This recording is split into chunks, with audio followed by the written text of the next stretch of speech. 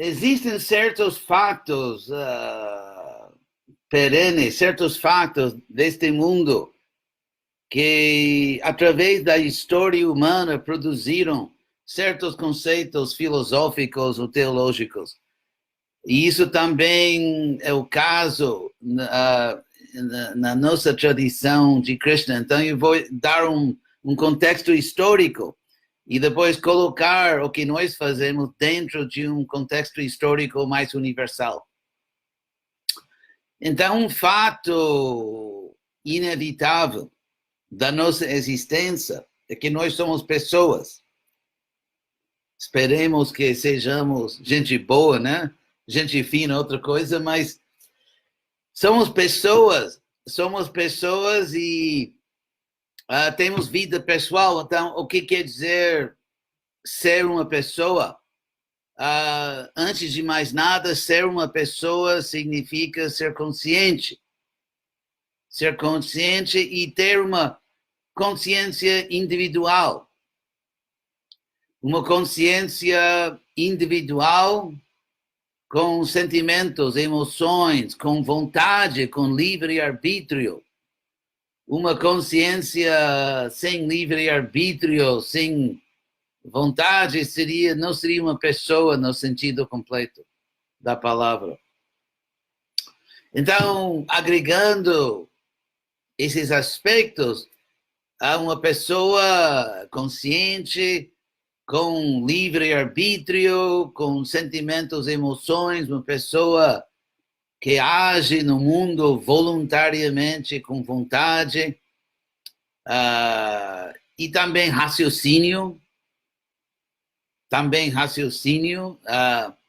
a capacidade de analisar, digamos, objetivamente. Por exemplo, evidentemente, vocês estão lá em Brasília e estão não sei, uma sala. Então, para chegar lá, todos vocês tiveram que fazer um cálculo racional de como chegar lá da sua casa. Bom, se você mora lá, se você dorme sempre nessa sala, então isso não se aplica a você, mas para todos vocês que não dormem regularmente nessa sala, vocês tiveram que fazer um cálculo racional de como chegar nessa sala, nesse prédio da sua casa. Um cálculo, então, essa capacidade de livre-arbítrio, de poder, quer dizer, juntando todos esses aspectos de vida pessoal, o fato que você existe como você, que você não é digamos, uma entidade em conjunto, ou quer dizer, você não é 5 entidades juntas, você é uma pessoa, você tem livre-arbítrio, você tem sentimentos, você pode querer, você pode, por exemplo, pode querer assistir num programa, você pode ter uma emoção, que, por exemplo, que você tem um desejo forte, ou que você tem uma curiosidade, ou qualquer emoção, um sentimento. O fato de poder fazer cálculos racionais de como chegar, o fato de poder assimilar ou escutar o que estou dizendo e compreender, por exemplo, até o ponto que estou falando português. Espero que isso esteja saindo como português, mas assim, a capacidade de compreender uma língua, de analisar o que está sendo falado, de reagir com sentimentos, com raciocínio, tudo isso faz parte da realidade de ser uma pessoa. Agora, existe outro fato que podemos observar através da história humana. Isso é que os seres humanos são muito imperfeitos. O fato é que neste mundo a vida humana, em um sentido, é cheia de esperança, de possibilidade. Podemos imaginar mundos perfeitos e felicidades ilimitadas, amor perfeito. Temos essa capacidade de imaginar, de visualizar. Porém, tem esse problema que no dia a dia a vida humana normalmente deixa muito a desejar. E é bastante comum neste mundo que você pode imaginar algo muito melhor do que você tem. Por exemplo, você pode imaginar um amor, um relacionamento amoroso muito melhor do que os relacionamentos que normalmente nós temos neste mundo. Ou podemos imaginar um lugar de clima perfeito. Em muitos lugares do mundo tem esse problema climático também. Então, devido a essa grande diferença entre o que podemos imaginar, o que desejamos e o que realmente temos neste mundo, a lacuna, podemos dizer, a lacuna entre o que queremos e o que temos. Muitos filósofos em toda a história humana chegaram a uma conclusão que a vida pessoal, exatamente a vida que nós temos, a vida pessoal é fatalmente imperfeita e nunca será uma vida que realmente satisfaz a alma. Tem tantos falhos inevitáveis na vida humana. Os relacionamentos nunca serão o que queremos. E tem esse outro probleminho que se chama morte. Mesmo se você diz que tudo bem com todos os problemas, ainda assim estou feliz com a minha vida. Mesmo assim, você tem que deixar essa vida e sair desse mundo. Então, devido a tantas imperfeições, muitos filósofos na história decidiram que se existe uma verdade absoluta, um Deus ou algo assim, uma deusa, se existe algo supremo, isso não seria uma pessoa. Isso não seria uma pessoa, porque a vida pessoal tem tantas falhas que um ser perfeito, uma existência perfeita, não poderia ser pessoal. Ao mesmo tempo, tem outro fato, que os seres humanos sempre voltam para a vida pessoal porque somos inevitavelmente pessoais. Para dar um exemplo, posso dar um exemplo da história do budismo e outro exemplo da história, podemos dizer, em termos um pouco rudes, hindu, do grande Shankar, um dos gurus mais famosos na história hindu, e impersonalista, no sentido que talvez o filósofo que pregava com mais sucesso nos últimos milhares de anos na Índia, que a verdade suprema, em última instância, é impessoal. Então, no budismo, os eruditos dizem, o que estou apresentando agora é mais ou menos o padrão, digamos, acadêmico sobre o budismo.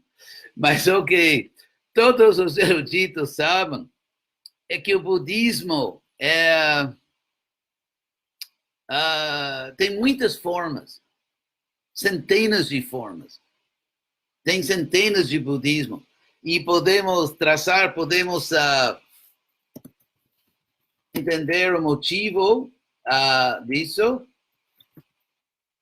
traçar esse fenômeno, porque, por exemplo, na história cristã, quando os seguidores de Jesus chegaram a se organizar, podemos dizer, se institucionalizar, às vezes pela força, isso não foi sempre voluntário, obviamente, mas, digamos, quando o movimento de Jesus chegou a ter uma estrutura institucional bastante clara, devido ao fato que, antes desse processo de institucionalização, que aconteceu alguns séculos depois de Jesus, tinha muita liberdade de pensar, liberdade de prática, e por isso houve muitas linhas diferentes entre pessoas que se diziam seguidores de Jesus.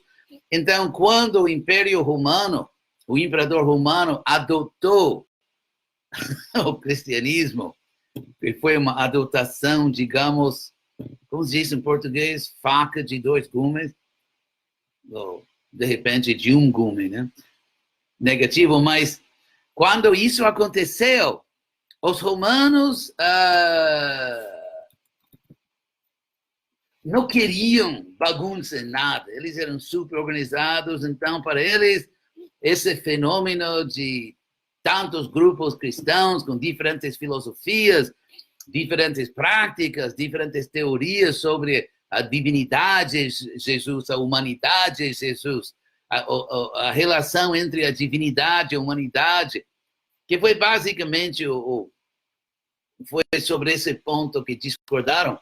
Então, os romanos não queriam essa bagunça, eles queriam uma coisa bem organizada. Aí começou o processo de chamar conselhos dos obispos, dos líderes, e talvez o conselho mais famoso era de Nicéia. Em português, você diz Nicéia, conselho de Nicéia. O que eu queria dizer é que os primeiros conselhos cristãos, mais ou menos chamados pelo imperador, estavam preocupadíssimos com teologia, filosofia. E concordaram, discordaram, brigaram, basicamente sobre filosofia e teologia. O que eu quero dizer é que no lado budista foi tudo o contrário. Existe um processo, podemos dizer, parecido, porque são seres humanos, mas tem também um pouco distinto sobre como o budismo se institucionalizou. Isso é outro processo histórico, mas o que eu quero dizer aqui é que quando os budistas, em forma análoga, e antes dos cristãos, estou sendo um pouco anacrônico, porque o budismo é mais antigo, mas quando eles chamaram conselhos para tentar estabelecer padrões e ter digamos, uma religião, um movimento mais organizado, entre os budistas, os conselhos não eram, ou não estavam preocupados com filosofia. Não estavam interessados em filosofia. Os conselhos budistas, contrário dos cristãos, estavam muito interessados em prática monástica. Porque o Buda histórico, até o ponto que podemos traçar uma verdadeira história não mitológica do Buda, ele sempre recusava falar da metafísica, de filosofia. E é muito famoso nos estudos budistas que o Buda disse que se você é pego por uma flecha, por uma flecha, ele disse, você tem que tirar a flecha, você não deve se preocupar agora com quem atirou, quem me agrediu. Primeiro tira a flecha. Então, assim mesmo, ele diz que você está sofrendo neste mundo e você não precisa se preocupar agora sobre como eu vim a este mundo, o que é este mundo e o que será o que está além deste mundo. Simplesmente para de sofrer praticando o budismo. É por isso que, devido a que o Buda histórico recusou, ele não queria falar da metafísica, de filosofia, da existência, os primeiros conselhos só estavam interessados em prática. Mas, depois de um pouco de tempo, pessoas que negavam a existência da alma, pessoas que negavam a existência de Deus, mais ou menos tomaram controle do movimento budista. Eu digo isso porque tinham grupos budistas muito antigos, os primeiros grupos, como a Pudgalavada, é um grupo agora esquecido, mas era muito poderoso nos primeiros séculos do budismo e pregavam que tem uma alma eterna, uma alma pessoal, e davam muitos argumentos. Então, esse budismo que virou, digamos, pregavam que não existe Deus, não existe uma alma, não existe nada. Isso foi um desenvolvimento que não partiu diretamente do Buda. Mas eu menciono isso tudo. Mas meu propósito é de mostrar que quando se impersonaliza, em português seria, diz aqueles que o nadismo, que não existe nada, quando eles tomaram o movimento budista, o movimento budista fez um esforço, talvez o esforço mais poderoso, sistemático, brilhante da história do mundo, de estabelecer uma comunidade, uma tradição baseada no impersonalismo, que não existe um Deus, nem existe uma alma. Embora o Buda nunca disse que não é uma alma, mas apesar desse esforço, apesar de ter eruditos, monges eruditos, que dedicavam a vida inteira a formular argumentos contra a alma, contra Deus, e apesar porque existe um yoga de budistas, a yoga estava tão popular 2000 anos atrás na Índia, que o budismo também desenvolveu seu modelo de yoga, que se chamava Yogacara. Isso é tudo assim a história, mas o que eu quero dizer, apesar desses, que não é possível que os seres humanos façam um esforço mais determinado, mais sistemático, mais intelectualizado, mais brilhante, de estabelecer uma tradição sem Deus e sem alma, uma tradição religiosa impessoal, e fracassou completamente. Foi um fracasso estupendo, porque o que aconteceu no budismo é que houve uma reação contra esse nadismo, contra esse impersonalismo, uma reação, um contra-movimento que tomou o budismo. E esse contra-movimento se chama até hoje, o budismo Mahayana. E o budismo Mahayana prega que sim, que existem salvadores, que nem Jesus, né? Salvadores que vêm a este mundo, que sacrificam sua própria vida no paraíso e sofrem por nossos pecados e essas coisas. Que se chamam os bodhisattvas, mas se você for um bom budista, você irá ao céu, ao paraíso, onde você vai ter uma vida divina e você não pode se salvar dos seus pecados, o Salvador te salva dos pecados e reencarnação.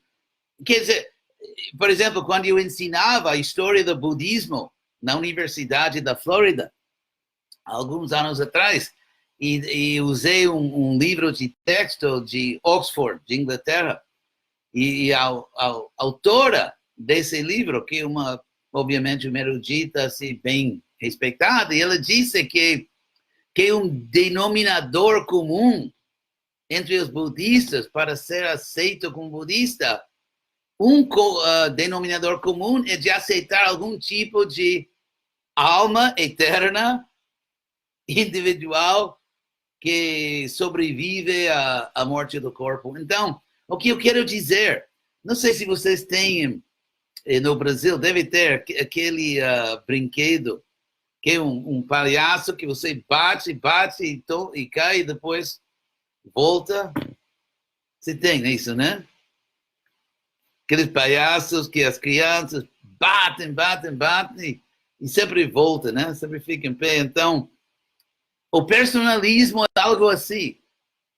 Tantos filósofos, podemos falar de filósofos impersonalistas, assim chamados cristãos, ou até nas tradições judaicas, em todas as tradições do mundo, existem os assim chamados, os autodenominados intelectuais, que estão tentando por milhares de anos de acabar com essa ideia de um Deus pessoal, mas esse conceito como esse palhaço, você bate, volta e fica em pé de novo.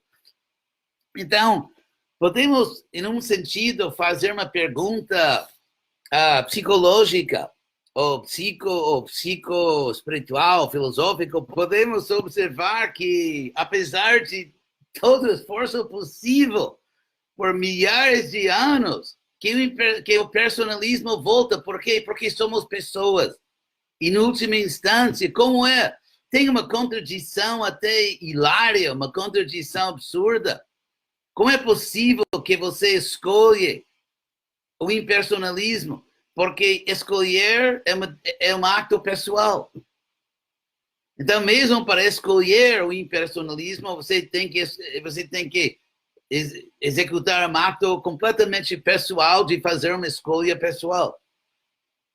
E você faz aquela escolha pessoal do impersonalismo porque você, como pessoa, acha que você será mais feliz assim. E se existe um Deus impessoal, por que existe um mundo? Um Deus impessoal nunca iria criar o mundo, porque Deus não pode criar o mundo sem querer. Imagine um Deus que cria todos os universos e diz, desculpem, foi sem querer. Então, isso é absurdo. Como é possível que Deus crie um universo involuntariamente? E se Deus cria o universo voluntariamente, só uma pessoa pode executar atos voluntários. Assim que a ideia de um Deus impessoal, a ideia de que nós sejamos, na última instância, impessoal, é filosoficamente absurdo.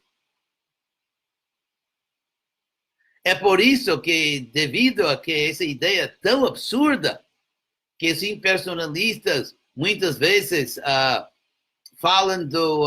qual a palavra em inglês? Em português seria... bom, dizem que a verdade não pode ser descrita com palavras, que não posso explicar com palavras. Claro, você não pode explicar, porque para explicar com palavras, você tem que ser racional.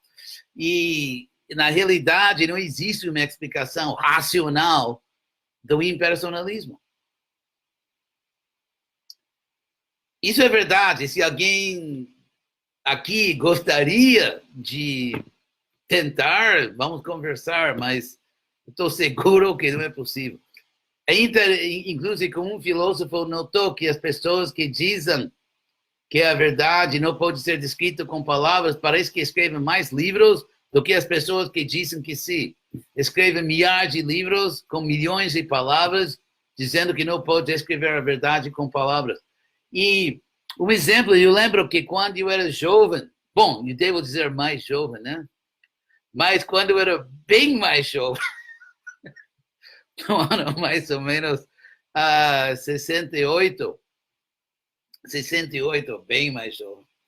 Meu Deus, 50 anos atrás. Tinha mais ou menos como 2 anos. Eu estava na Universidade de Berkeley. Eu lembro que eu fiz um curso de literatura alemã do século XX. E o professor era bonzinho, era um jovem alemão. E em inglês, a gente lia novelas de Alemanha em inglês. Então, um livro que a gente leu, eu lembro, era Siddhartha. Esse livro, Siddhartha. Eu lembro que o professor, que ele ria muito do livro. Eu tinha, meu Deus, tinha 19 anos, não entendia nada. Mas eu lembro que o professor ria muito, fazia gozação do livro, porque ele diz que Siddhartha diz que a verdade não pode ser, você não pode falar da verdade com palavras.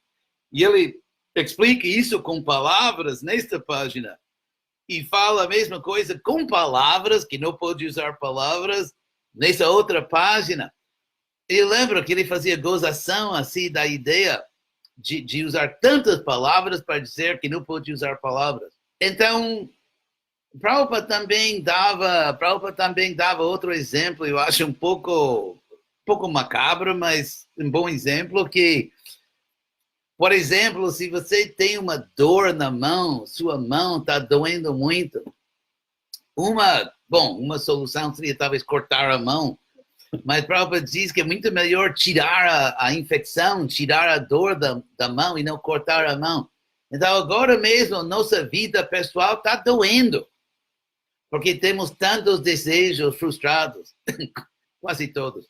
Então, é a natureza deste mundo material, que temos muitos desejos frustrados e esperanças que jamais serão realizadas e amigos que não apreciam o suficiente a nossa bondade e um governo que nem falar.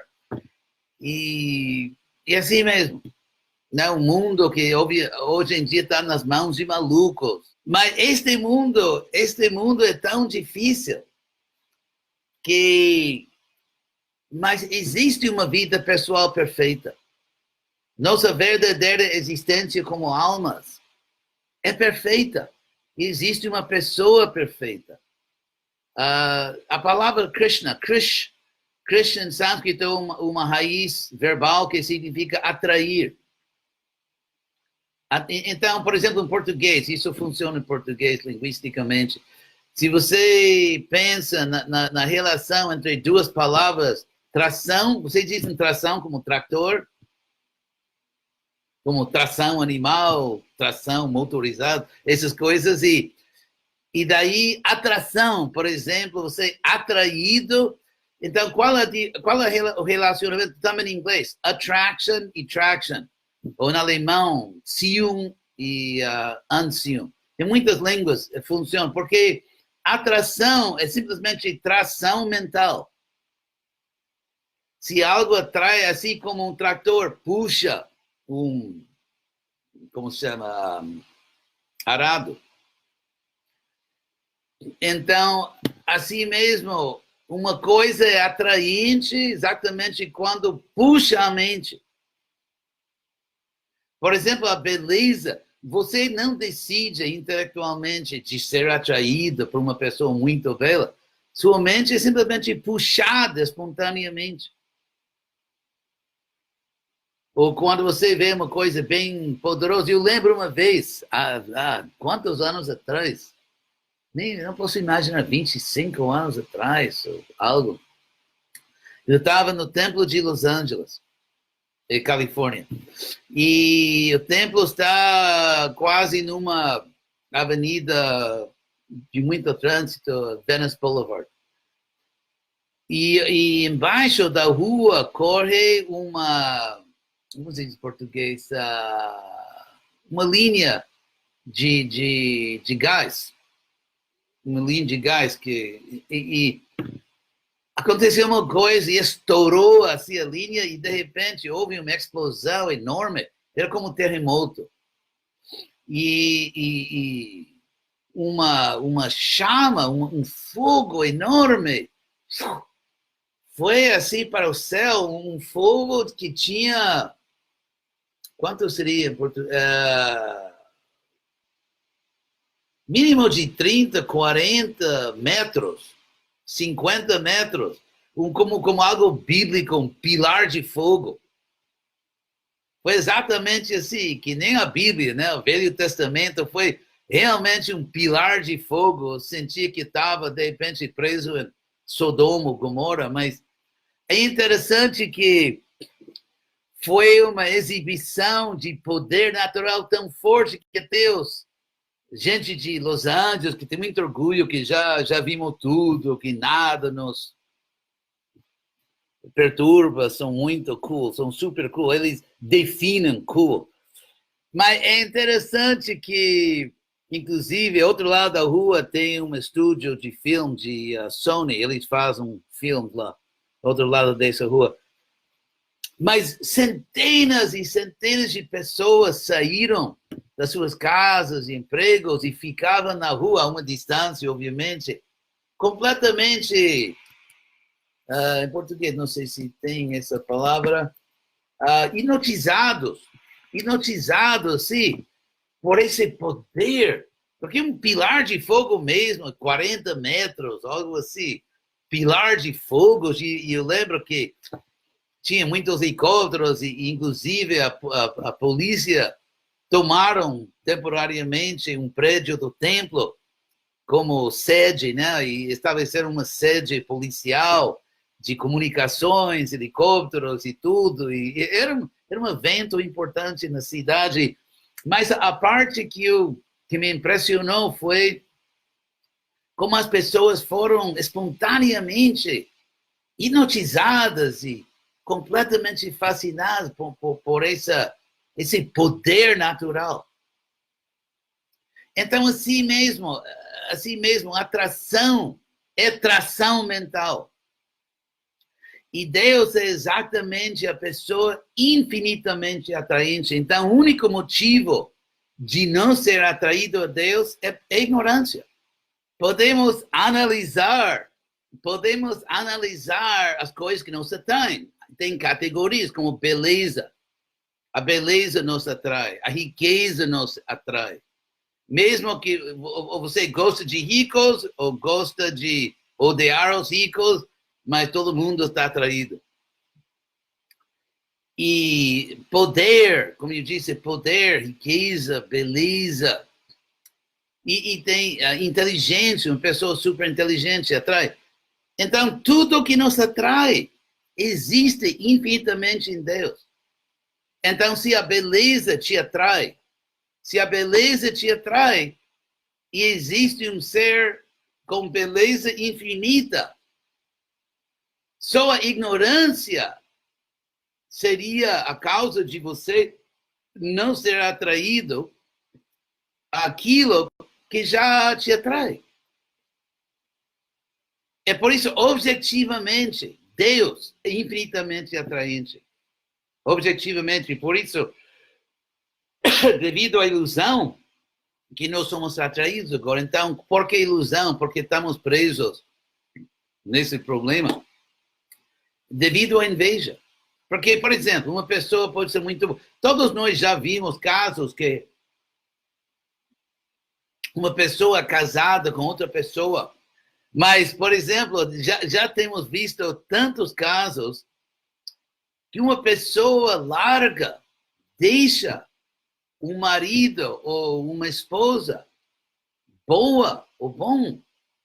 É uma coisa, e ninguém entende, mas você tem uma boa esposa, ou você tem um bom marido, e não consegue apreciar.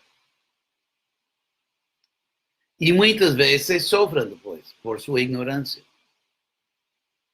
Então, podemos observar que muitas vezes as pessoas não entendem em forma racional seu próprio autointeresse.